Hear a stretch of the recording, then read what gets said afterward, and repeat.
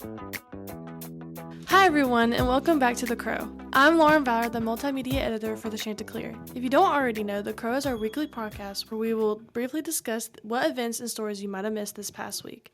Today I'm joined by our news editor, Lindsey Frazier, and we'll do a deep dive on her story that she wrote on March 25th, 2025, called "A Resolution Urges SGA to Acknowledge the Kingship of Jesus." Hello, Lindsey. Hello, Lauren.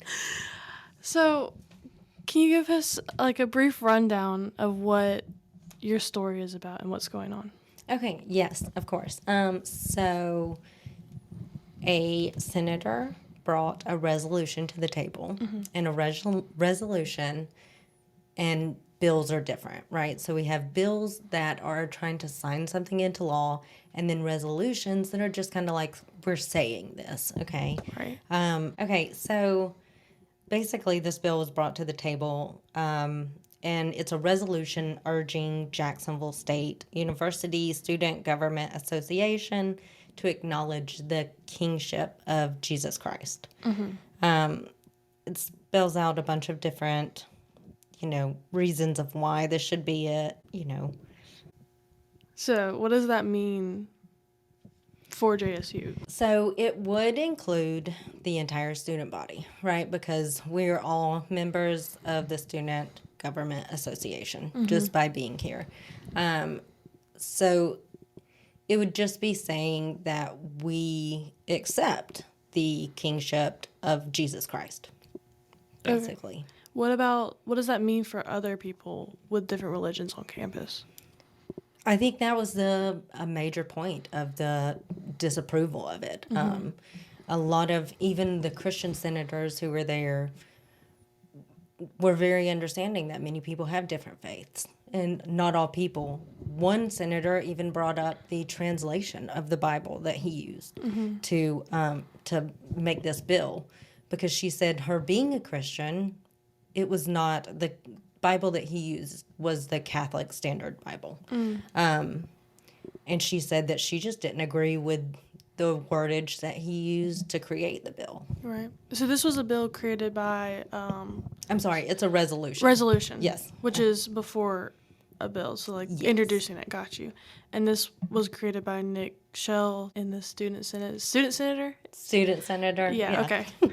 Got you. So nothing's been for sure yet. It's No, so basically, this was shot down pretty quickly. Okay. One person voted for it, and it was on the grounds of he just didn't want to deny God in any way, which is the part of the problem with this bill, right?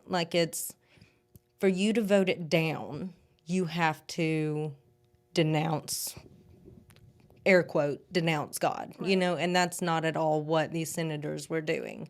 They were just making sure that that other students aren't affected by this, Right. that other students who don't believe that Jesus is king, that they don't have to, admit to it, I guess, yeah. And we have a large international student, I mean, we have a big program. What would that entail for the student body? They just have to say straight up, I acknowledge Jesus as king? Or, is that something that they would have to, I don't understand what really this bill would be doing except for making a whole thing about... Yeah.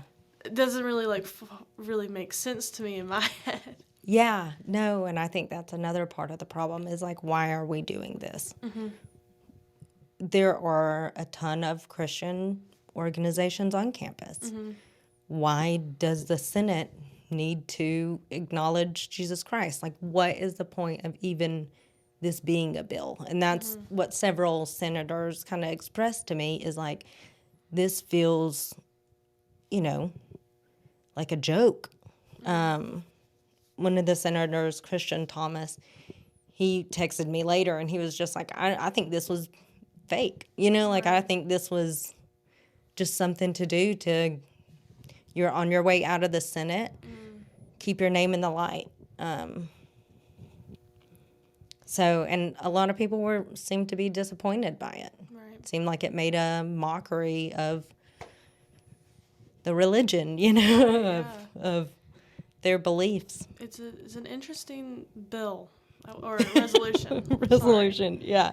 Was there anything else that happened at the Student Senate that maybe wasn't included in the article or was included in the article we haven't talked about yet?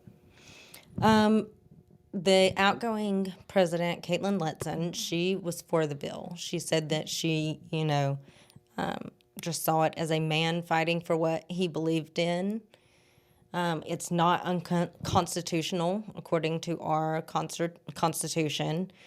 This was perfectly legal because it's not forcing anyone to do anything, right? Like, all it's doing is saying, is urging. And even this is another thing. When he said it's urging, like, it's in the title of the bill. It urges students in it, but never in the bill or in the resolution. Sorry. It was in the resolution title, but it was never in the resolution itself, saying it's urging students to recognize it. It was just saying they will recognize it. Interesting. Yes. But because of that,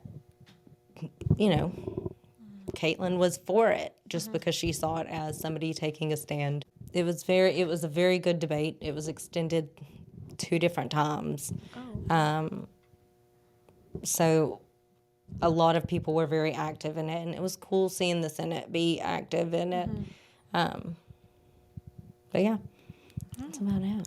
Well, thank you so much for doing this deep dive today about something that can really impact our community if more people knew about it. Because I know I did not know much about this before I talked to you about it. So, well, thank you for having me. Of course. So now for a head start on next week's news.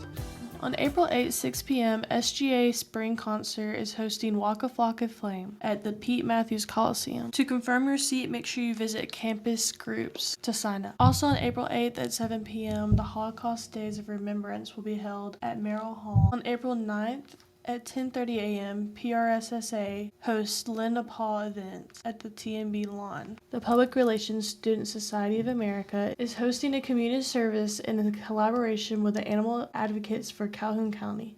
The event will take place on Wednesday, April 9th on the TMB lawn from 10:30 to 2:30 p.m. The event is welcome to everyone and their own pets to attend. On April 10th at 10 a.m. at the Houston Cole Library Basement Computer Lab, they're having a tax filing help session. All students who complete their return will receive a $20 Visa gift card courtesy of the Family Savings Credit Union. This event is geared towards students who work part-time in 2024 and have federal income tax withheld. April 11th is your last day to drop or withdraw a class for the spring 2025 semester. On April 12th at 10 a.m., celebrate Earth Day at the Earth Fest 2025 at JSU Little River Canyon on Saturday. You can enjoy live music, yoga, guided hikes, animal presentations, hands-on crafts, and more. Also on April 12th at 4 p.m. is Family Day. Join students for Jack State Family Day at the Jim K. Stadium from 4 to 6 p.m. for fun activities and free tickets to the baseball game. Make sure to RSVP to claim your tickets. For sports on April 6th, softball will play Louisiana Tech at Ralston, Louisiana at 1 p.m. and will be aired live on ESPN+. Then softball will play Georgia Tech home at 5 p.m. on Tuesday, April 8th, and it will also be aired live on ESPN+. A lot of sports are happening on Friday, April 11th. Women's tennis versus Kennesaw State at Jacksonville at 1 p.m.